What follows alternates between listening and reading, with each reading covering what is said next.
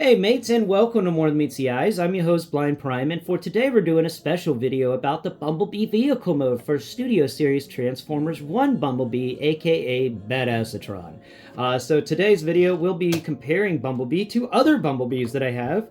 I don't have many of the Studio Series Bumblebees. I mainly just have all the Chug Scale stuff released since Siege, Bumblebee-wise. Though, yeah, I think this is all of them. There've been 4 Bumblebees. Well, I guess, these 2 are Studio Series. So there's only been 2 Bumblebees released in the non-Studio Series line that I know of. There's probably another one that I'm not thinking about. Oh, Animated Bumblebee. I never got him. So we're going to compare Earthrise Bumblebee, Studio Series 86 Bumblebee, Origins Bumblebee, and TF-One Bumblebee together to figure out which one is the best Bumblebee alt mode. Because, we could just talk about TF-One Bumblebee, but I figured we could have some fun and compare him to some other Bumblebees and figure out which is the best Bumblebee. And it's going to be a surprising video. Because it's not what you think. So, first and foremost, we're going to go ahead and take the gun off the side of this Bumblebee, Studio Series Bumblebee, because it's just going to get in the way. And then we can just set the gun down on the ground there. Now let's take a look at these guys. So we're going to set Origins and 86 off to the side over there, and we're going to compare him first to the first Bumblebee that I got since I started getting into Transformers, and that is Earthrise. Now we're going to put him to the back of the weird tail fins for the Studio Series TransformersOne Bumblebee, and TF-One Bumblebee is definitely longer than the Earthrise Bumblebee. Earthrise Bumblebee goes from the back tail fins to halfway through the front wheel of this Bumblebee. Now, width-wise, let's take a look. Earthrise Bumblebee is definitely skinnier than Studio Series TF-One Bumblebee. And that's just about it for the Bumblebees. At least on this guy. I tell you that when it comes to these two, I like this Studio Series Bumblebees. Feel more, but definitely the Earthrise Bumblebee vehicle mode textures win out over the Studio Series 86 Bumblebees textures. That is for sure. They definitely just kind of pop. But we're not comparing those two together. Now let's take a look at the Studio Series 86 Bumblebee, and we're going to back him up to the rear. And he goes to just before the front wheel. He's not even as long as Earthrise Bumblebee. He's a bit more of a squat and taller Bumblebee. Width-wise, 86 Bumblebee is skinnier than TF-One Bumblebee. And weight-wise, TF-One Bumblebee has got some weight on 86 Bumblebee. Nuts. Let's take a look. I forgot to mention that. Actually, it feels like with the heavier plastics they used in Earthrise, the Earthrise Bumblebee and TF-One Bumblebees are about the same in weight. Kind of odd that, it's similar, but, they're all very close to each other in weight, which I do kind of find interesting. Now comes my favorite comparison, and my favorite comparison is figuring out which one of these sci-fi modes is the best sci-fi mode. And this is really what I want to talk about, because, these are some sci-fi modes that are epic, but also sci-fi modes, we're going to put these guys down there, that are vastly different. So we have a 2020s sci-fi mode. We have a 1980s sci-fi mode. These two sci-fi modes are about 40 years apart from each other. And I find it very intriguing how it seems like the creativity for a sci-fi mode has gone down over the years than in the 80s. I do believe that the Origins Bumblebee here was a very creative design. Even back then, this is a very fun, sleek design that does feel the most sci-fi. It is just, it hovers, it shoots around, it's highly maneuverable. It's exactly what you would expect from a Cybertronian, from a bunch of robots that don't know anything about life, organics and stuff like that. Or if they know them, they're not on Cybertron. And so this form feels more high-tech robot to me. It is sleek, it is nice, it feels nice in the hand. It's all smooth lines and stuff, and it's a little UFO shape, but the points in the front reminds me a little bit of one of those Klingon ships. The Predator ships, but they're a little different because they have the spikes that come out the sides. But I guess it's similar to an A-wing as well, but it feels a lot cooler, and it feels a lot more like a science fiction vehicle that an alien race came up with. Then you have the TF-One Bumblebee's alt mode here, and his alt mode here is okay, and it comes together nicely. We do have that, but when it comes to is it a cooler sci-fi mode? Not really. It's got wheels, and I appreciate wheels on things because it makes them roll, but at the same time, Bumblebee being a not a flying vehicle but a hovering vehicle makes more sense for a scout class, because this is quieter. He doesn't make as much of an impact on the ground as he's going over it. This guy's going to leave tire tracks. So kind of a people can track the scout when the scout's leaving tire tracks, but the feel of this guy is definitely different, and it's a lot different. So let's look at the size comparisons. First and foremost, Origins Bumblebee is a lot shorter. He's a lot more squat than TF-One Bumblebee. Origins Bumblebee is a lot wider than TF-One Bumblebee, though. Origins Bumblebee kind of looks like a like an umbrella hat or something like that on top of TF-One Bumblebee, and TF-One Bumblebee's got these weapons, but we're going to go ahead and remove them to do a nice little comparison of the two. They both have those smooth, sleek lines going across them, but TF-One Bumblebee feels more like a squatted down, smoothed over versions of Siege Ironhide plus WFC, the Gamerverse Optimus Prime. Like, it feels like those two vehicles kind of merged together to create this thing. And it's not a bad thing, but neither is it a good thing. And that wheel's messed up. There it goes. Good. Fixed it. So it's not a bad thing, but it definitely... it was something that I was hoping that TF-One Bumblebee would have more of a unique design. I thought it would be fun if he was another floating thing, but oh well.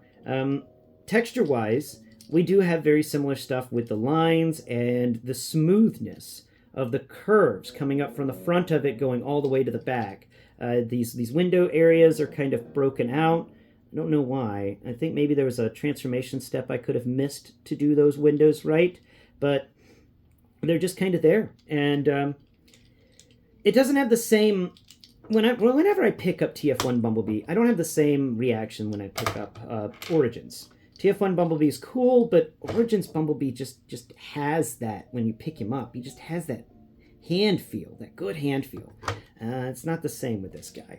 So let's get into the actual description of what TF-One Bumblebee looks like. So from the front of TF-One Bumblebee, we got this little bit of bumper that pops out, and then we have something that reminds me a lot of the kind of the Batman television series worth of vehicles, where it was all rounded stuff.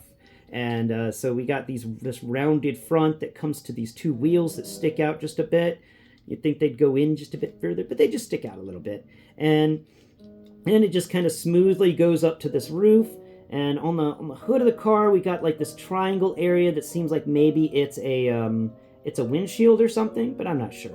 And we got back here more line work, and it's not bad, but it's actually really well done for what you're getting here. You're getting this really good line work all the way down to the very end where these little tabs stick out for transformation, but it makes the end this neat little triangle comes up.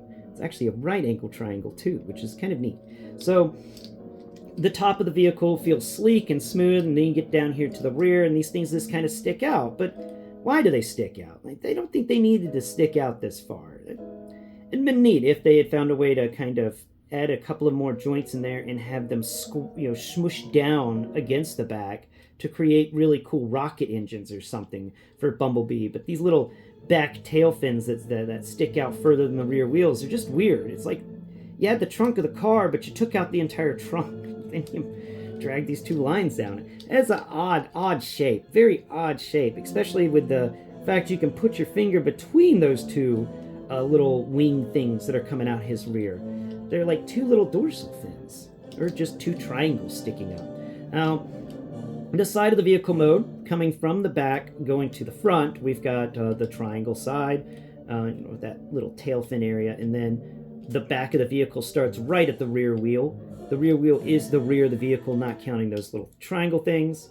And the wheels themselves are really cool. We got a really nice hubcap here. It feels great, and I just love the sci-fi feel of these wheels. It does make me think science fiction. It makes me think space vehicle, and that's a good thing. Like I want to feel space vehicle whenever I'm working on this, not Earth vehicle that got morphed into a space vehicle. No, I want to feel straight up unique space vehicle, and that's what you're getting here. You're getting a unique space vehicle for sure, and this is definitely going to go on my Cybertronian shelf for more Cybertronian mode things.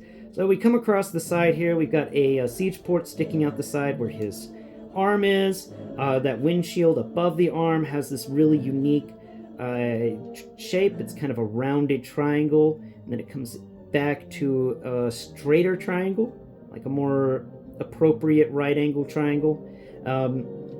Very neat. It's like the little windows at the front of a car that are rounded, and then it comes back and those windows are almost straight up and down. So we got an entire like window area, but there's nothing there for windshields, unless of course, like I said, I must have missed a step, because it just feels odd that we've got these parts here for windshields, but there's no windshields. It just weirds me out a little bit.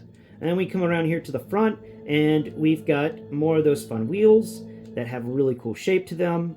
And then we go around to the front bumper, and that's Bumblebee. It's a nice little vehicle mode, that's for sure. But is it better than the Origins Bumblebee vehicle mode? And I'm going to have to say yes and no. No, because I really like the fact that Origins Bumblebee is a spaceship, like a little UFO hovercraft thingamajigger. And that's cool to me. I don't like that this Bumblebee from TF1 is a car, because cars are cool, but how many opportunities do you get to turn Bumblebee into a cool little UFO shape? You don't get many opportunities like that. And the fact that they just left that opportunity sitting on the table was kind of sad. Because after all, wouldn't it have been easier to CGI a floating UFO with the occasional plume of dust coming out from under it than CGIing a vehicle that has tires that are constantly moving? Wouldn't one be easier to do than the other? You would think, right? Unless, of course, the people that made the movie were just trying to get as much money from Hasbro as they possibly could, which, I mean, granted, that was also possibly something that happened there. Because I'm pretty sure the spinny wheels cost more to produce than the non-spinny wheels for CGI. You're going to pay that programmer more to make spinning wheels than you will to just make UFO shapes. So that's something. So space vehicle-wise, Bumblebee loses to Origins Bumblebee. Vehicle-wise, Bumblebee kind of wins compared to the other Bumblebees. I mean, yeah, the 86 Bumblebee is a good Bumblebee. And the vehicle mode for Earthrise Bumblebee is really fun. But no other Bumblebee has such a great play feature.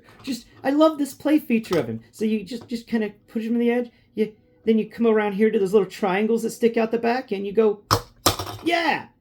I love it. He flips over on his tires. It's an action Bumblebee. It's an action feature for Bumblebee. Let's do it again. Yeah. I can do this all day. It makes me happy. It makes me happy to flip my Bumblebee. Oh yeah. Yeah. Flip the Bumblebee. He doesn't always land on his wheels, but he lands on his wheels more often than he doesn't. So I'm going to have to say the vehicle mode for this Bumblebee is definitely an A+ ranking in my opinion, just because of that fun play feature. It's just something I enjoy doing in my spare time. He's sitting on his shelf. I'll occasionally just come by while he's sitting on the shelf and just go, pop, pop.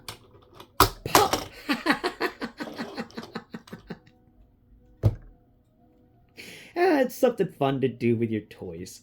Thank you all so much for watching. I've been Blind Prime, and this thing's sleeping off to the side of the screen the entire video is Kream the cat. I'm going to start calling you Kream the Potato Cat. Thanks again for watching. Bye-bye for now.